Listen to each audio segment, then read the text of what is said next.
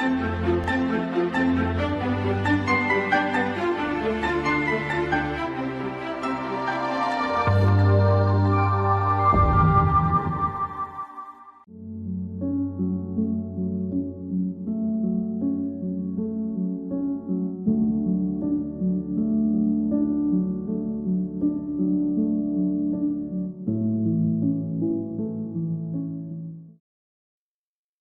আলোচ্য বিষয় বৈষ্ণব পদাবলীর ইতিহাসে ষোড়শ শতকের কবি জ্ঞানদাসের অবস্থান এবং তার রচিত পদাবলীর নানা বৈশিষ্ট্য। বৈষ্ণব পদাবলীর মধ্যযুগীয় যে ইতিহাস তা প্রায় দীর্ঘ 400 বছরের। এই 400 বছরের ইতিহাসে জ্ঞানদাসের কবি প্রতিভার বৈশিষ্ট্যগুলি তাকে ঠিক কোন ঐতিহাসিক অবস্থানে স্থিত করেছিল আজকের আলোচনার মধ্যে দিয়ে তা উদ্ঘাটিত হবে। সেই সঙ্গে পঞ্চদশ শতকে এসে বৈষ্ণব পদাবলীর যে রূপের বদল ঘটে, বিশেষত চৈতন্য মহাপ্রভুর অন্তর্ধানের পর 1533 খ্রিস্টাব্দের পর বৈষ্ণব সাহিত্য আন্দোলন যখন একটা সংগঠিত চেহারা পায়, তখন বৈষ্ণব পদাবলীর একটা নতুন ধারা তৈরি হয়।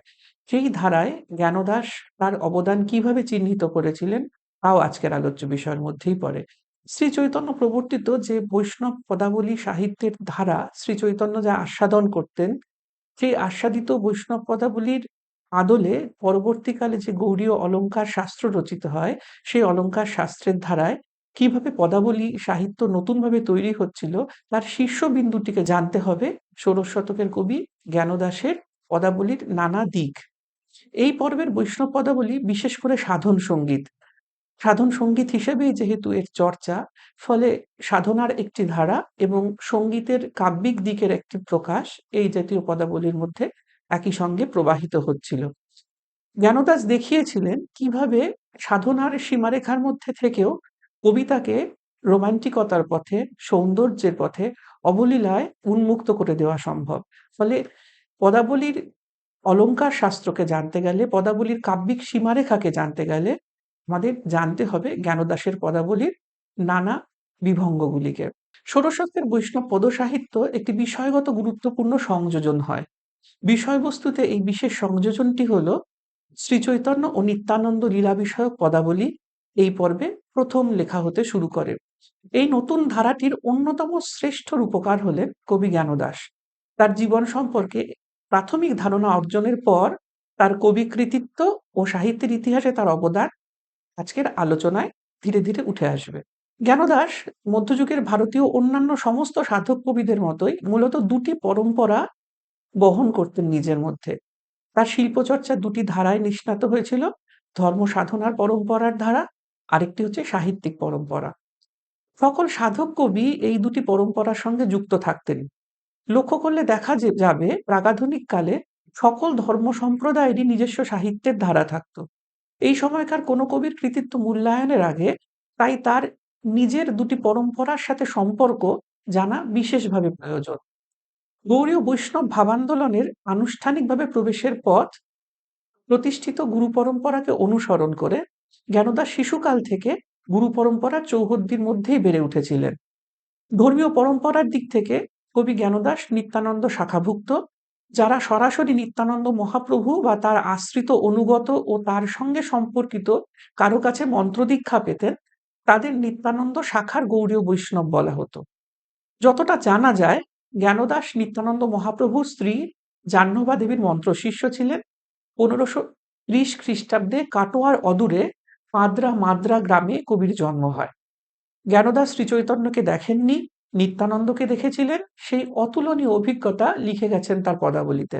সাধনার পথে জ্ঞানদাস যেমন একটি বিশেষ গুরু পরম্পরাভুক্ত ছিলেন, তেমনি পদাবলী সাহিত্যের ধারাতেও তিনি পূর্বসূরীদের পদাঙ্ক অনুসরণ করেই যাত্রা শুরু করেছিলেন। মনে রাখতে হবে বৈষ্ণব পদাবলী ক্লাসিক্যাল সাহিত্যের ধারা, অর্থাৎ সেক্ষেত্রে পরম্পরার একটা বিশেষ গুরুত্ব আছে রচনার ক্ষেত্রে এবং প্রকাশের ক্ষেত্রে। জ্ঞানদাসের সাহিত্য কীর্তি গৌড়ীয় বৈষ্ণব সাহিত্য ধারার অন্তর্গত ও গৌড়ীয় বৈষ্ণব দর্শনে নিস্নাত। তার পদাবলী চর্চার দিকে একটু তলিয়ে লক্ষ্য করলে দেখা যাবে জ্ঞানদাস কবি জীবনের নানা পর্বে ভিন্ন ভিন্ন সাহিত্যিক আদর্শ অনুসরণ করেছিলেন। পদাবলী চর্চার সূচনা পর্বে তার রচনা রীতিতে বিদ্যাপতি, চণ্ডীদাস ও বসু রামানন্দের প্রভাব সুস্পষ্ট ছিল।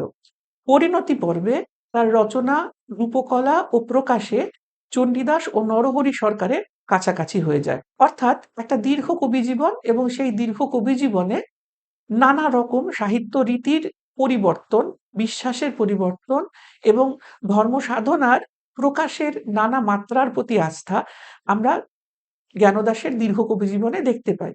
পদাবলীর বিষয়বস্তুর দিক থেকে জ্ঞানদাস স্বাভাবিকভাবেই পরম্পরার অনুগামী ছিলেন। অর্থাৎ পরম্পরার অনুগামী হয়ে জ্ঞানদাস রচিত বৈষ্ণব পদাবলীর মূলত দুটি ধারা ছিল।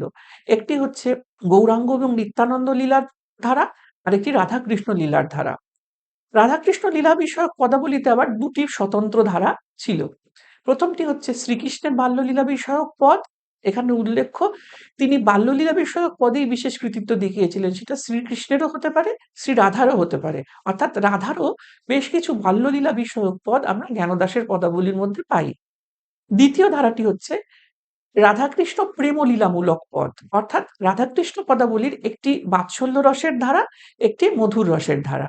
জ্ঞানদাস নিত্যানন্দ লীলা বিষয়ক যে পদগুলি রচনা করেছিলেন তার গুরুত্ব এইখানেই যে জ্ঞানদাস নিজে নিত্যানন্দ প্রভুকে দর্শন করেছিলেন। অর্থাৎ তার রচনাগুলি অনেক ক্ষেত্রেই প্রত্যক্ষদর্শীর বিবরণ হিসেবে ইতিহাসে খুবই গুরুত্বপূর্ণ।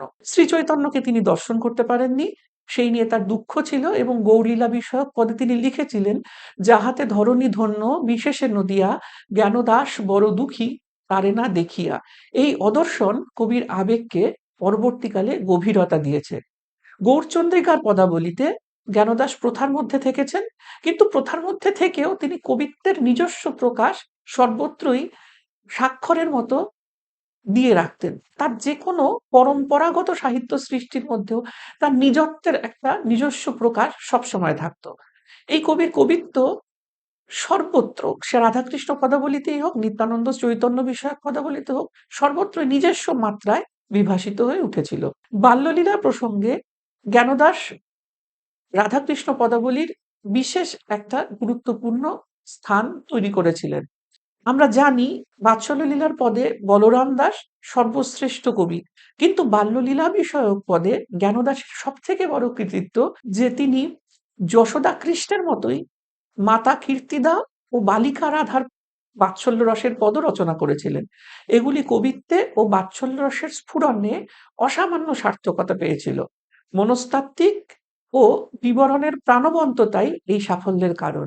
জ্ঞানদাসের কৃতিত্বের ক্ষেত্রে সন্দেহাতীতভাবে মধুর রসের একটা গুরুত্ব রয়েছে, প্রেম ভাবনা কেন্দ্রিক রাধাকৃষ্ণ কথার গুরুত্ব রয়েছে, কিন্তু তার উদ্ভাবনী প্রতিভার স্পর্শ যে বাৎসল্য রসের ভাবনার মধ্যেও পৌঁছেছিল তা তার বাৎসল্য রসের পদগুলি পড়লে আমরা জানতে পারি। কবি জীবনের প্রথম পর্বে জ্ঞানদাস কাহিনী নির্ভর পদাবলী পরিবেশন করেছিলেন, অর্থাৎ দানলীলা, নৌকালীলা, বংশী শিক্ষা ইত্যাদি যে পালায় বিভাজিত ধর্মযুক্ত আখ্যানের বাইরে যে বিশাল বৈষ্ণব ছিন্ন পদ সাহিত্য ছিল, জীবনের প্রথম পর্বে গবেষকেরা মনে করেন জ্ঞানদাস সে জাতীয় পদের দিকে যাননি। তার প্রথম পর্যায়ের পদগুলি সবই ছিল এই নাট্য ধর্মযুক্ত বিস্তৃত পালা পদাবলী। পরবর্তীকালে জ্ঞানদাসের রসপর্যায় অনুযায়ী ছিন্ন ছিন্ন পদ রচনা করেন, যেগুলি উত্তরকালে বিশেষ করে সপ্তদশ অষ্টাদশ শতাব্দীর বৈষ্ণব পদ সংকলনগুলিতে সংকলিত হয়েছিল। জ্ঞানদাসের প্রতিভার তুঙ্গ সাফল্য লক্ষ্য করা যায় মধুর রসাত্মক পদাবলীর 4টি রসপর্যায়ে: পূর্বরাগ, অনুরাগ, রূপানুরাগ ও রসোদ্গার। চৈতন্যোত্তরকালের কবিরা যেখানে মূলত বৈষ্ণব শাস্ত্রের নির্দেশ অনুসরণ করেছেন, সেখানে জ্ঞানদাস অভিনব, কারণ আলংকারিক রীতির পথ জ্ঞানদাসের পথ নয়। তার কলম সার্থক হয়েছে রাখালিয়া সারল্যের উপস্থাপনায়, কোমলতা, গভীর অনুভূতি, হৃদয়ের কথা প্রকাশে সাদামাঠা ভাষা মাধ্যম ব্যবহার জ্ঞানদাসের নিজস্ব। অন্তত তার রচিত যে পদগুলি পদাবলী সাহিত্যের ইতিহাসের চিরকালীন সম্পদ, সেগুলি সবই এই রাখালিয়া রীতিতে রচিত। জ্ঞানদাসের দ্বিবিধ পর্যায়ের পদাবলীর মধ্যে মূলত দুটি প্রবণতা আমরা লক্ষ্য করি, একটি রূপতন্ময়তা আর অন্যটি ভাবতন্ময়তা। মধুর রসাত্মক বৈষ্ণব পদাবলীর সূচনায় রূপ থেকে, পূর্বরাগ থেকে অনুরাগ হয়ে মিলন ও রসোদ্গারেও রূপময়তা লক্ষণীয়। পূর্বরাগ রসপর্যায়ে জ্ঞানদাসের রাধা ও কৃষ্ণ উভয়েই রূপাসক্ত, কিন্তু জ্ঞানদাসের কাছে রূপমুগ্ধতা মানেই ইন্দ্রিয় প্রাধান্য নয়। রোমান্টিকতা ও মধুর অনুচ্ছ্বসিত উচ্চারণ জ্ঞানদাসের কণ্ঠস্বরকে চিনিয়ে দেয়। অর্থাৎ বাহ্যিক রূপের আবেগ জ্ঞানদাসের কবিতায় আন্তরিক ভাবাকুলতার সঙ্গে মিলিত হয়েছে। তার রূপ শুধুমাত্র দৃষ্টির চরিতার্থতা নয়, কোথাও অন্তরের টান, অন্তরের আকর্ষণ সেই রূপের মধ্যে দিয়েই একটা প্রবল গতিবেগ লাভ করেছে। সেদিক দিয়ে দেখতে গেলে বিদ্যাপতির দেহময়তা ও চণ্ডীদাসের আধ্যাত্মিকতার মেরু ব্যবধানের মাঝে জ্ঞানদাসের রাধাকৃষ্ণ প্রেম দেহ ও ভাবের রোমান্টিক মিলনের কাব্যিক প্রকাশ। তার কবিতায় স্বপ্নের মায়াঘোরের অমোঘ টান রয়েছে, যা নিছক সাধন সঙ্গীতে সহজে পাওয়া যায় না। জ্ঞানদাস আসলে চণ্ডীদাস এবং বিদ্যাপতি এই উভয়ের প্রবণতার মাঝামাঝি একটা মাত্রা সমতার মধ্যে দিয়ে নিজের কবিত্বের বিকাশের পথ তৈরি করে নিয়েছিলেন, এবং সেক্ষেত্রে তার কাছে কবিত্বের একটা খুব গুরুত্বপূর্ণ অবদান ছিল, আবেদন ছিল। তিনি কবিত্বকে অনুসরণ করে সর্বদা সাধন সঙ্গীতের নিখুঁত ব্যাকরণ অনুসরণ থেকে নিজেকে বিরতও রেখেছিলেন। আচার্য সুকুমার সেন লিখেছিলেন, জ্ঞানদাসের রাধা প্রণয়ের স্বপ্নে রসাতুরা। পূর্বরাগ থেকেই চণ্ডীদাসের রাধা যেমন অধ্যাত্মের অতলান্তে ডুব দেন, জ্ঞানদাসের রাধা তেমনি অবগহন করেন কল্পনার অমৃতে। এই যে কল্পনার অমৃতে জ্ঞানদাসের রাধার ডুব দেওয়া, এটি কিন্তু কোনো অলংকার শাস্ত্রকে অনুসরণ করে নয়, এটা কবির কবিত্বের পরম্পরাকে অনুসরণ করে, কবিত্বের অন্তর্নিহিত ধারাকে, কবিত্বের অনুভূতিকে অনুসরণ করে। আলো মুই জানো না, সই জানো না, জানো না গো জানো না। এই পূর্বরাগের পথটি মন্ময় হৃদয়ের ব্যাকুলতাকে ভাষায় অসামান্য প্রকাশ দিতে সক্ষম হয়েছে, যেটা হয়ে থাকে বেশিরভাগ কবিদের ক্ষেত্রে, যে অন্তরের ভাব আকুতি নানা শব্দে, নানা বিভঙ্গে, নানা ছিন্ন ছিন্ন ক্ষুদ্র ক্ষুদ্র প্রকাশের পথে সেগুলি আত্মপ্রকাশ করলেও কবিরা অনেক সময় নিজেদের মনের আকুলতা ব্যাকুলতার কথা, বিশেষ করে সেই ক্লাসিক্যাল সাহিত্য চর্চার যুগে যেখানে ঐতিহ্যের একটা বিরাট বড় শাসন এবং নিয়ন্ত্রণ ছিল, সেই পর্বে এই জাতীয় নিজের হৃদয়ের অনুভূতিকে সাহিত্যে প্রকাশ করবার ভাষা খুঁজে পাওয়া খুব বড় কবি প্রতিভার কাজ, এটা খুব সামান্য কথা নয়। পূর্বরাগ ও অনুরাগের পদাবলিতে জ্ঞানদাসের চেতনা, রহস্যময়তা, কবিত্বপূর্ণ প্রকাশ আমরা বিশেষভাবে লক্ষ্য করতে পারি। অর্থাৎ তার চেতনার মধ্যে কবিত্ব আছে এবং তার সঙ্গে সঙ্গে আছে একটা গভীর রহস্যময়তা। অধ্যাত্মের সঙ্গে জ্ঞানদাসের মধ্যে মিশেছে প্রেমের রোমান্টিক রহস্যময়তার দিক। এই রহস্যময়তা কিন্তু মিস্টিক সাধন সঙ্গীতের লক্ষ্য নয়। মিস্টিক সাধন সঙ্গীতে যে রহস্যময়তা থাকে, সেটা থাকে প্রতীকের রহস্যময়তা। অর্থাৎ এমন কিছু প্রতীক তাতে ব্যবহার হয়, যে প্রতীকগুলি পরবর্তীকালে যারা ভক্ত নয়, যারা সেই পরম্পরার দীক্ষিত সাধক নয়, সেরকম পাঠকরা তার মর্মোদ্ধার করতে পারে না। ফলে সেগুলি আমাদের কাছে সন্ধানের বিষয় হয়ে থাকে। সেগুলিকে আমরা সন্ধ্যা ভাষা বলে চিহ্নিত করি, রহস্যময় ভাষা বলে চিহ্নিত করি। কিন্তু জ্ঞানদাস যে রহস্যময়তার কথা আমরা জ্ঞানদাসের ক্ষেত্রে উল্লেখ করছি, সেই রহস্যময়তা কিন্তু ভাবাকুল রোমান্টিক রহস্যময়তা। এর সাথে কাব্যিকতার সংযোগ আছে, সাধক সত্তার ততখানি সংযোগ নেই। এখানে তার একটি চির অমলিন পদ আমরা উদ্ধৃত করতে পারি। রূপের পাথারে আঁখি ডুবি সে রহিল, যৌবনের বনে মন হারাইয়া গেল, ঘরে যাইতে পথ মোর হইল অফুরান, অন্তরে বিদরে হিয়া না জানি কি করে প্রাণ। জ্ঞানদাস রচিত সুবিখ্যাত এই পদে রূপদর্শনের অভিজ্ঞতা, কল্পনার স্পর্শে যে গভীরতায় ব্যক্ত হয়েছে, তা অতুলনীয়। এই রূপের সমুদ্র, এই যৌবনের বন আর প্রত্যাবর্তনের এই অফুরন্ত পথ সারা মধ্যযুগের বাঙালির কবিত্বে শীর্ষবিন্দু হয়ে রয়েছে। এই অলংকার পরিচিত ধ্রুপদী সাহিত্যের ধার করা অলংকার নয়, এর মধ্যে রয়েছে কবিত্ব ও ভাবগভীর রহস্যময়তা। অন্যদিকে আবার রূপ নিয়ে সকল কবির উচ্ছ্বাস জ্ঞানদাসের কল্পনার আরতিতে এসে পূর্ণতা পেয়েছে। রূপ লাগি আঁখি ঝুরে গুণে মনোভোর, প্রতি অঙ্গ লাগি কান্দে প্রতি অঙ্গ মোর, হিয়ারো পরশ লাগি হিয়া মোর কান্দে, পরানো পুতলি লাগি থির নাহি বান্ধে। রূপ শব্দটি যেন নতুন সংজ্ঞা দিয়েছেন কবি। তা শুধু সুদর্শন দেহমাত্র নয়, এই পংক্তিগুলি থেকে প্রমাণিত হয় জ্ঞানদাস উত্তাল আবেগকে সংহত সংযত সরল প্রকাশ দিতে সিদ্ধহস্ত ছিলেন। রূপের আবেগ, বাসনার উন্মত্ততা যেখানে বিদ্যাপতির পদাবলিতে উত্তাল গতি তৈরি করেছিল, উত্তাল মন্থন তৈরি করেছিল, সেখানে জ্ঞানদাসের পদাবলী সম্পূর্ণ স্থির, সম্পূর্ণ ধীর এবং এক অদ্ভুত মধুরতায় নিবিষ্ট এবং আবিষ্ট। জ্ঞানদাসের কবিতার চারপাশে একটা অনুত্তেজিত কমনীয়তা কাজ করে চলে। মনে রাখতে হবে 1530-এর জাতক কবি জ্ঞানদাস, এবং তারপর ধীরে ধীরে বৈষ্ণব কবিতার উপরে এসে পড়তে থাকবে গোস্বামী প্রভুদের শাস্ত্র শাসন, এবং সেই শাস্ত্র শাসনের ফলে কবিতার কণ্ঠস্বরের মধ্যে একটা মাপা হিসেব এবং একটা মাপা দৈর্ঘ্য এবং মাপা উচ্চতা আমরা লক্ষ্য করতে শুরু করব। কিন্তু জ্ঞানদাস সেই শাস্ত্র শাসনের মধ্যে থেকেও এমন এক রকমের অভিজাত নিচু স্বর ব্যবহার করেছেন যে সর্বত্রই সেই কমনীয়তা তার কবিত্বের নিজস্ব অভিজ্ঞান চিহ্ন হয়ে গেছে। একটা শান্ত স্নিগ্ধ স্বর পাঠক সব ক্ষেত্রেই তার কবিতায় লক্ষ্য করতে পারেন। জ্ঞানদাসের কবিতায় নাট্য ধর্মের পরিমিত প্রয়োগ রয়েছে এবং একটা মধুর স্থৈর্যের ভাব তার কবির স্বভাবের পরিচয় চিহ্ন হয়ে সর্বত্র বিদ্যমান। নাট্য ধর্ম মানেই গতি, নাটকের মূল লক্ষণই হচ্ছে গতি। জ্ঞানদাস এই গতির উপর গুরুত্ব সেভাবে আরোপ করেনি। জ্ঞানদাসের গভীরতার ধারণা অনেক বেশি অন্তর্মুখী, এবং এই অন্তর্মুখী অনুভবের চলন জ্ঞানদাসের কবি প্রতিভার বিশেষ একটি দিক, যা বৈষ্ণব পদাবলিতে কেন উত্তরকালে সমস্ত মধ্যযুগীয় সাহিত্যেই খুব বেশি পরিমাণে আমরা পাই না। এই কারণেই প্রেমের কবি রূপে জ্ঞানদাস সচল বর্ণনা বা অ্যাকশনের চেয়ে খণ্ড অনুভূতির প্রকাশে অধিকতর সিদ্ধি দেখিয়েছেন। সবসময় একটা ছবি এবং সেই ছবির মধ্যে একটা গভীর অনুভূতির স্পন্দন, এইটা জ্ঞানদাসের পদাবলীর সবথেকে বড় প্রতীক চিহ্ন হতে পারে।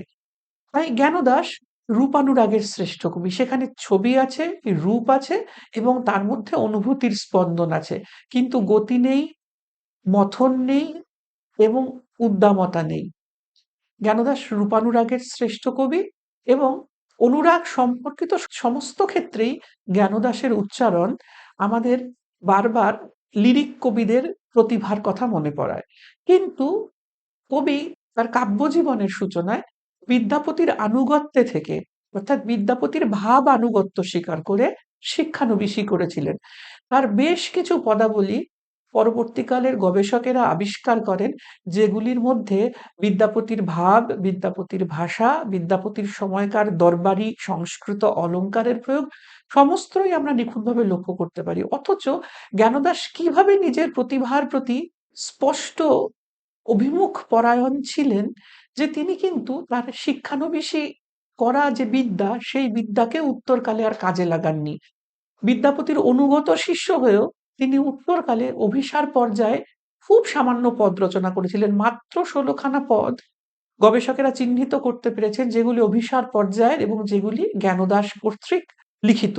এই পদগুলির সৌন্দর্য রয়েছে, কিন্তু এগুলি সবই, যেহেতু অভিসার মানেই গতি, অভিসার মানেই চলিষ্ণুতা, এবং এই গতিময়তার তুলনায় এক ধরনের ধ্যানস্তিমিত ভাব, যা জ্ঞানদাসের লক্ষণ, তা অভিসারে সেরকম ভাবে পাওয়া যায় না। ফলে জ্ঞানদাস সম্ভবত অভিসারের পর্যায়ে খুব বেশি স্বচ্ছন্দ ছিলেন না, সামান্যই পদ তিনি রচনা করেছিলেন। মিলনে সেখানেও এক ধরনের গতি আছে, মিলনের মধ্যে এক ধরনের দেহ বিক্ষেপ আছে, এক ধরনের উদ্দামতা আছে। তাই আমরা দেখতে পাই মিলনে রাধাকৃষ্ণের রসক্রীড়ায় জ্ঞানদাস এনেছেন ইন্দ্রিয়ের সঙ্গে সৌন্দর্য এবং কবিত্বের স্পর্শ।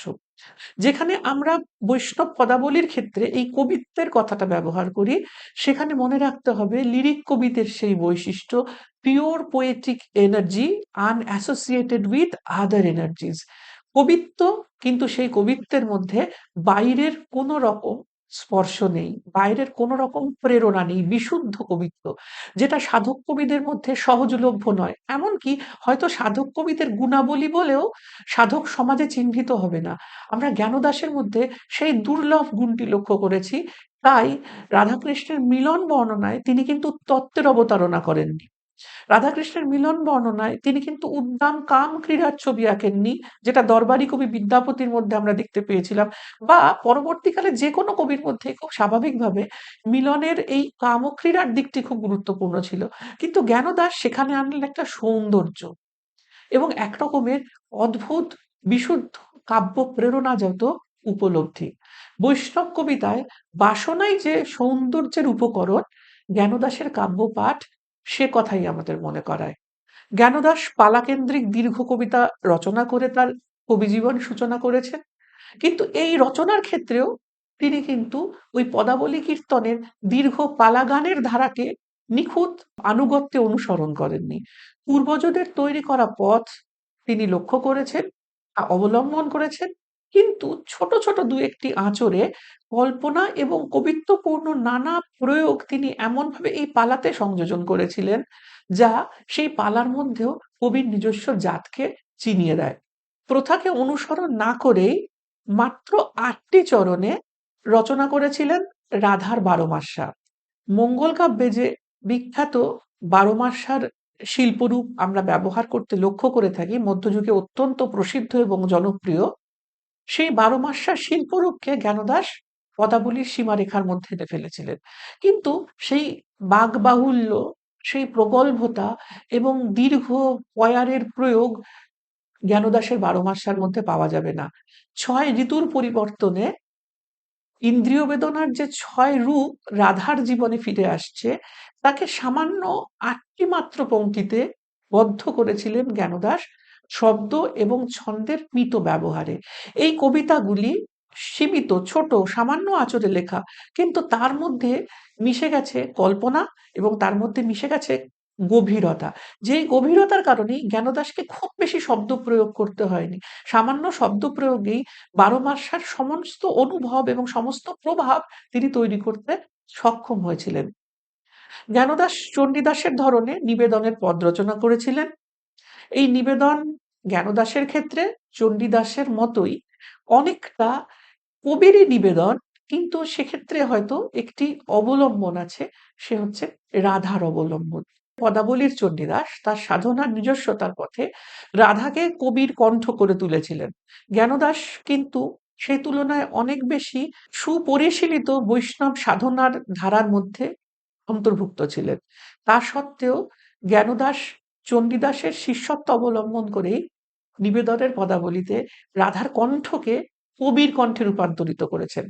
আক্ষেপানুরাগ বা বিরহ মাথুরের পদে তাঁর কৃতিত্ব চণ্ডীদাসের পর্যায়ে উত্তীর্ণ হতে পারেনি, কিন্তু একটি ব্যাপার লক্ষ্য করার মতো, তা হলো জ্ঞানদাস ভক্ত বৈষ্ণব হলেও পদরচনার ক্ষেত্রে তিনি কিন্তু ততটা শাস্ত্রানুসারী নন, যতটা বিশুদ্ধ কবিত্বের প্রতি তার প্রবণতা। জ্ঞানদাস সম্পর্কে এই কথাটি বারবার ফিরে আসার জন্য আমাদের মনে রাখতে হবে।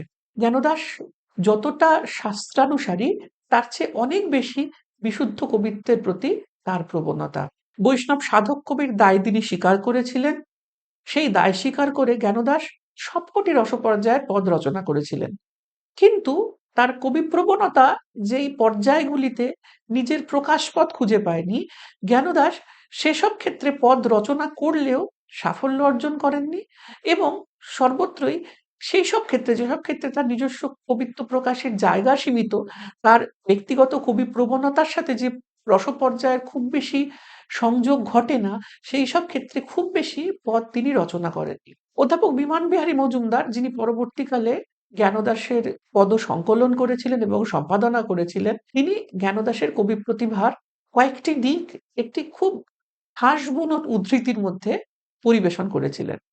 তিনি লিখেছিলেন, জ্ঞানদাসের কবি প্রতিভার সর্বশ্রেষ্ঠ বৈশিষ্ট্য হইতেছে তার বাচ্চাতিরিক্ত ব্যঞ্জনা, অপূর্ব বিস্ময় প্রকাশ, দেহকে আশ্রয় করিয়া দেহাতীতের অভিব্যক্তি ও নূতন নূতন শব্দ সৃষ্টির দ্বারা এক রহস্যময়তার অবতারণা করা। এই যে বাচ্চাতিরিক্তের ব্যঞ্জনা, অর্থাৎ সামান্য শব্দ প্রয়োগ করছেন, কিন্তু এমন অনেক কিছুর হদিশ তিনি পদের মধ্যে দিয়ে দিচ্ছেন, যেগুলি সামান্য শব্দে বা শব্দের অভিধার মধ্যেই সীমাবদ্ধ নয়। এইখানেই জ্ঞানদাস তার সাধক সত্তাকে ছাপিয়ে ওঠে তার কাব্য সৃজনী শক্তি।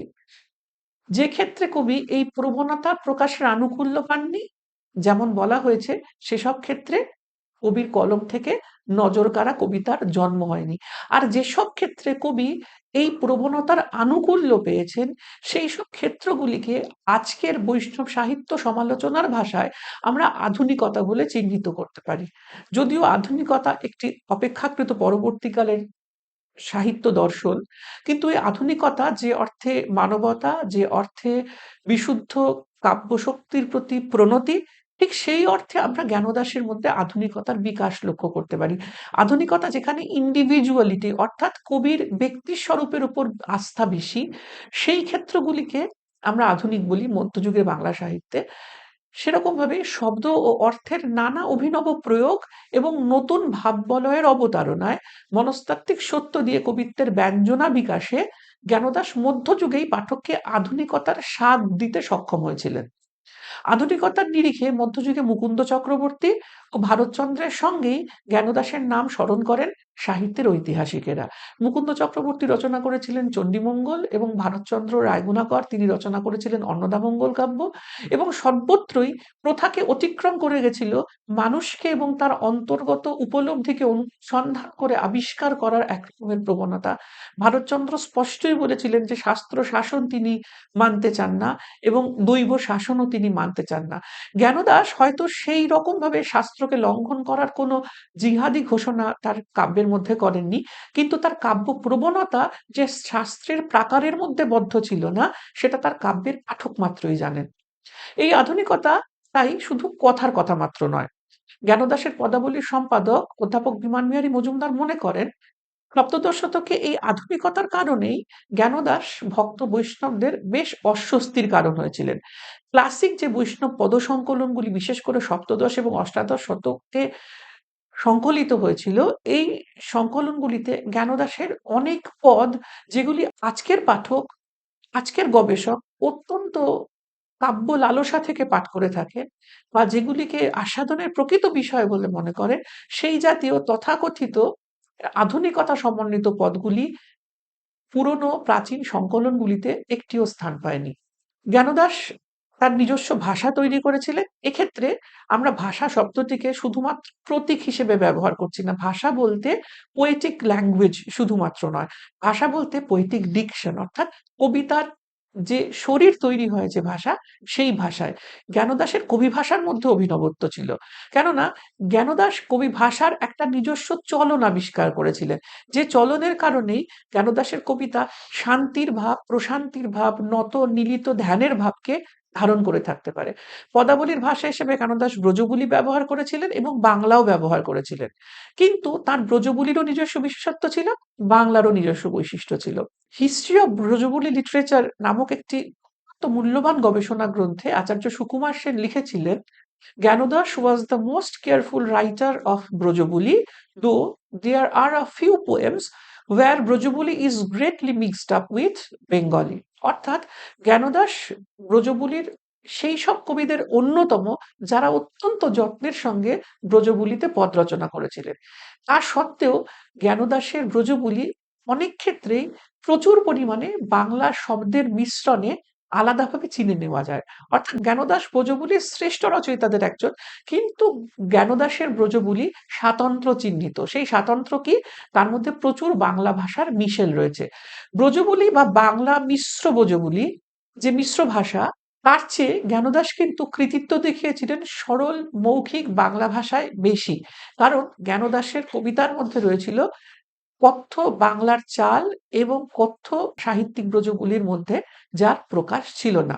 সহজ শোভন বাংলা ভাষায় রচিত পয়ার ত্রিপদীর চাবিকাঠি দিয়েই জ্ঞানদাস বাঙালির রসচেতনা লোকে প্রবেশ করেছিলেন। সেই রসচেতনা লোককে আরো বিস্তৃতভাবে জানতে গেলে আমরা বেশ কিছু গ্রন্থ অধ্যয়ন করতে পারি। বিশেষ করে অধ্যাপক বিমান বিহারী মজুমদারের যে সংকলন জ্ঞানদাস ও তাহার পদাবলী, এই গ্রন্থটি এবং তার সঙ্গে আরো কিছু গ্রন্থ অনুসন্ধান করলে জ্ঞানদাসের প্রতিভার আরো ভিন্ন ভিন্ন দিকে গভীরতর অনুসন্ধান করা সম্ভব। সেই সহায়ক একটি গ্রন্থপঞ্জি আমাদের আলোচনার শেষে সংযোজিত হলো।